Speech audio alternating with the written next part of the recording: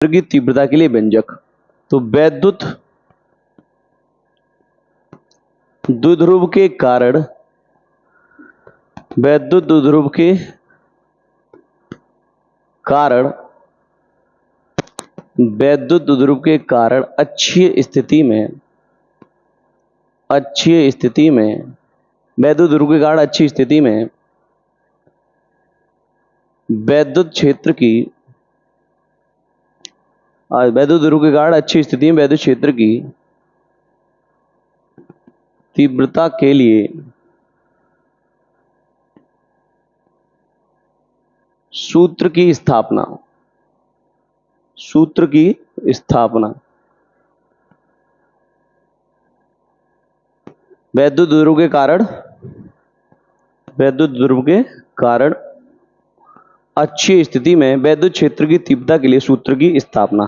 तो बेटा ये कैसे करेंगे, देखिए मान लीजिए कोई एक वैद्युत ध्रुव है, ये माना कोई एक वैद्युत ध्रुव, ठीक है, ये ले लीजिए, ये ले लिया, तो इसका नाम ए बी दे दो, ठीक है। माना कोई वैद्युत ध्रुव ए बी है जिसके दोनों आवेशों के बीच की दूरी 2l है, तो ये माइनस क्यू आवेश है, तो यहाँ पे बेटा क्या होगा, ये प्लस क्यू आवेश होगा, और जो दोनों बीच की दूरी क्या है वो 2l है। तो मैं 2l को कुछ इस तरीके से डिवाइड कर सकता हूँ, यहाँ से यहाँ तक की दूरी l और मध्य बिंदु O मान लूँ, और यहाँ से यहाँ तक की दूरी को l ले सकता हूँ। मध्य बिंदु O मान लिया तो यहाँ से यहाँ तक की दूरी l और यहाँ से यहाँ तक की l, तो टोटल कितनी होगी 2l।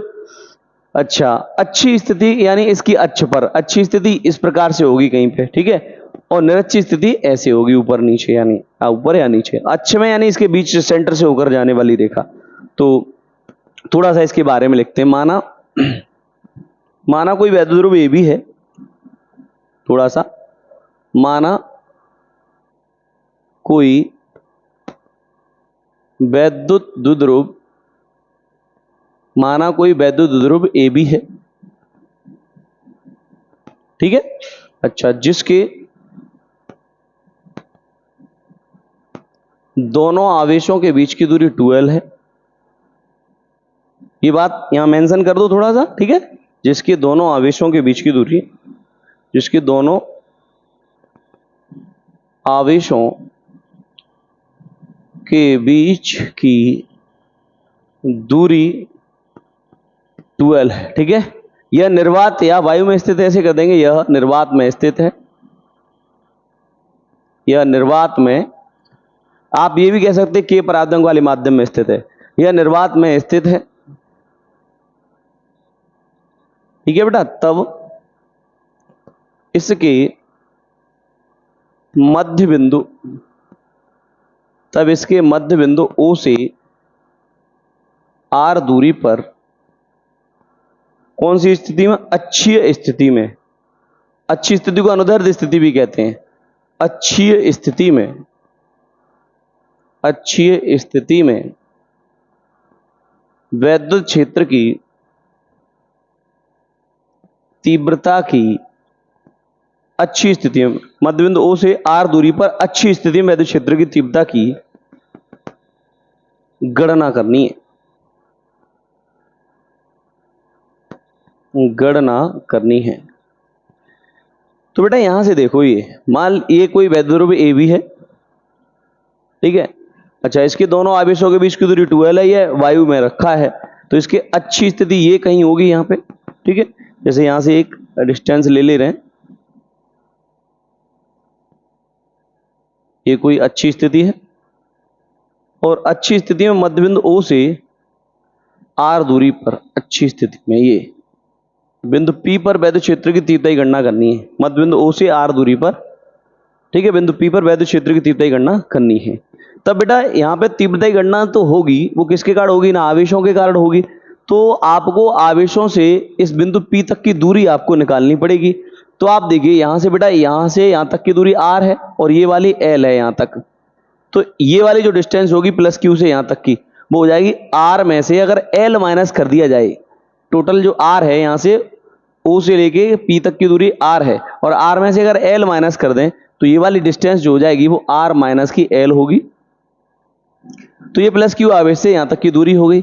और ये माइनस क्यू आवेश है, और यहाँ से जो ये डिस्टेंस होगी टोटल, तो आप ये बताइए देख करके कि ये जो दूरी है यहाँ से यहाँ तक की ओ है, सॉरी आर है, पी से लेकर के ओ तक की दूरी आर, और इधर एल और है, तो इसमें क्या एल जुड़ जाएगी बेटा आर में, तो ये वाली डिस्टेंस टोटल हो जाएगी माइनस क्यू आवेश से आर प्लस एल, ये डिस्टेंस हो जाएगी। ठीक है। अच्छा, तो अब हम बात करते हैं तब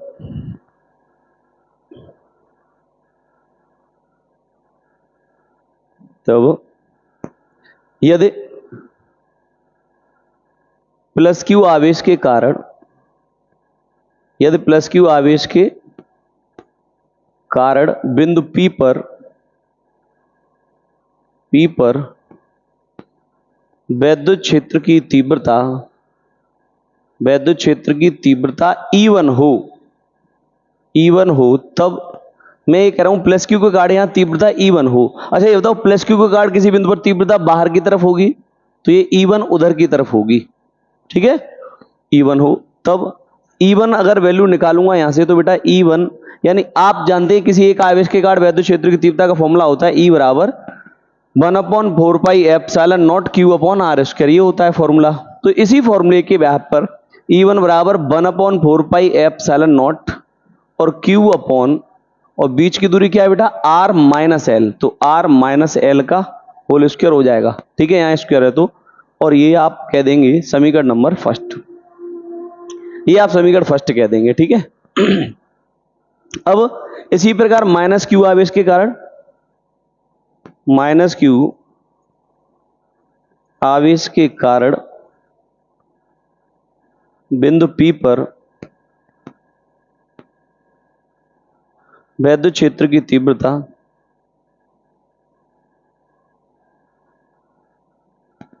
E2 हो, माइनस क्यू आवेश के कारण बिंदु P पर वैद्युत क्षेत्र की तीव्रता E2 हो, तब E2 अगर निकालेंगे बेटा इस माइनस क्यू के कारण E2, तो माइनस क्यू के कारण बेटा अगर यहां पे P पर E2 निकालेंगे तो माइनस क्यू के कारण वैद्युत क्षेत्र की तीव्रता आवेश की तरफ होगी, तो ये इस प्रकार से होगी कुछ E2, ऐसे E2 इधर होगी, तो E2 बराबर 1/4 पाई एप्सिलॉन नॉट और Q अपॉन, बेटा यहाँ वैद्युत क्षेत्र की तीव्रता में आवेश जो है वो प्लस माइनस का चिन्ह शो करता है। ठीक है, तो यहाँ पे जो तीव्रता है वो क्या है, सिर्फ डायरेक्शन माइनस प्लस का चिन्ह डायरेक्शन बताएगा, तो यहाँ चिन्ह प्लस माइनस का नहीं लेंगे, ये वैल्यू लेंगे, बस परिमाण लीजिएगा Q, और बीच की दूरी क्या हो जाएगी बेटा यहां से यहां तक की R प्लस एल का होल स्क्वायर, ये समीकरण नंबर सेकंड बना दीजिए। ठीक है। अच्छा, बिंदु P पर परिणामी तीव्रता अंतर से निकलेगी क्योंकि विपरीत दिशा में है, बिंदु P पर तीव्रता अंतर से प्राप्त होगी, कैसे अंतर से प्राप्त होगी, क्योंकि तीव्रता की दिशा क्या है, विपरीत है, दिशा विपरीत है। अब आप ये बताइए E1 ज्यादा है या E2? E1 बच्चों ये प्लस क्यू के कारण यहां बिंदु P पर तीव्रता ज्यादा होगी या माइनस क्यू के कारण? ऑब्वियसली प्लस क्यू के कारण, क्योंकि प्लस क्यू पास है तो इसकी डिस्टेंस कम है तो तीव्रता यहां ज्यादा होगी। तब बिंदु P पर परिणामी तीव्रता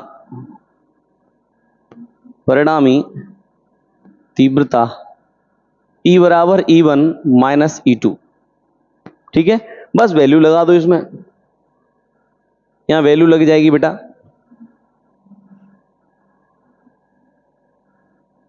अब देखिए वैल्यू क्या, E बराबर इधर से कर देता हूं, E बराबर E1 की वैल्यू क्या है यहाँ पे 1/4 पाई एप्सिलॉन नॉट और Q upon R minus L का होल स्क्वायर, और माइनस E2 की वैल्यू 1/4 पाई एप्सिलॉन नॉट, ठीक है बेटा, और Q upon R plus L का होल स्क्वायर। ठीक है, ये दोनों।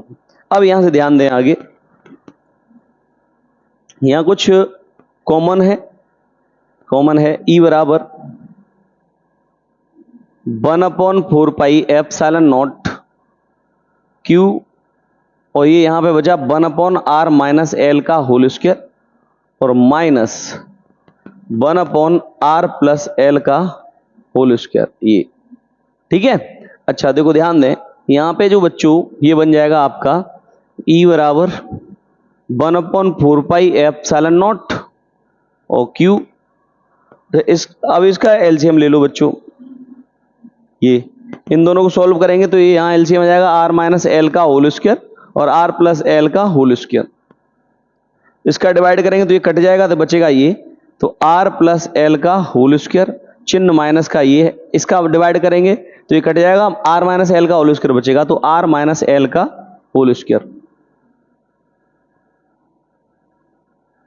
ठीक है, ये आ जाएगा। इसे थोड़ा और आगे एक्सपेंड करेंगे तो आएगा बच्चों यहाँ पे E बराबर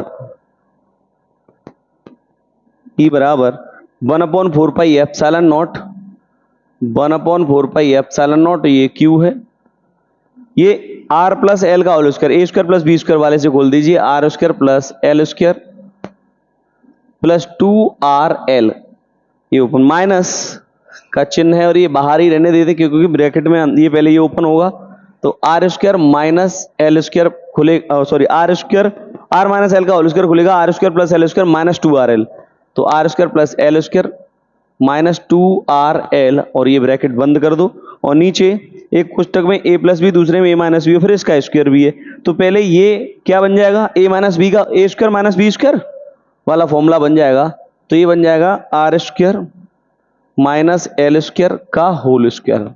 ये एक क्वेश्चन में 1 प्लस बी, दूसरे में a माइनस बी वाला फॉर्मूला, तो a प्लस बी का a प्लस बी और एक में a माइनस बी, तो a square minus b square होता है और फिर ऊपर स्क्वायर लगा हुआ है, तो L R square minus L square ये बन जाएगा। ठीक है भाई।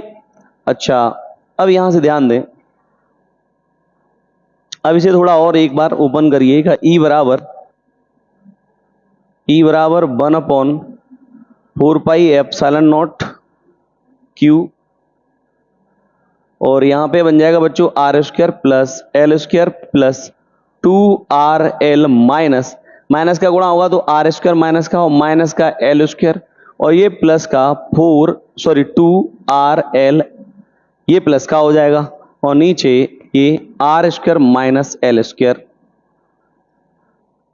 इसका भी होल स्क्वायर। ठीक है, कोई प्रॉब्लम बच्चों इसमें? अब देखो आगे देखिए और थोड़ा सा बढ़ा देते हैं इसको,